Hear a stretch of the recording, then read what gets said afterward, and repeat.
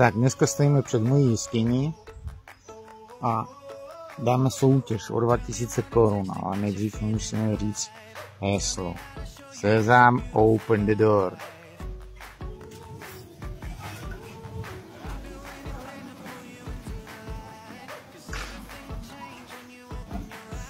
Předáme je obrovské krabice. Tak jsme u krabice, které je soutěž o 2000 korun. Krabice je obrovská. Je to zhruba metr na výšku 80 cm. A vaším úkolem je napsat do komentáře Instagramu, co je v té krabici. Kdo první napíše, ten to vyhrál. Inspiraci najdete na webu www.elektrickekoloběžky.eu.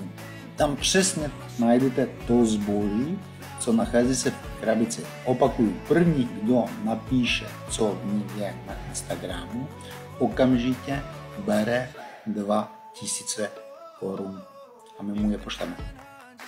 Tak co je v té krabici? Kdo umí čínsky, tak už ví, co tam je.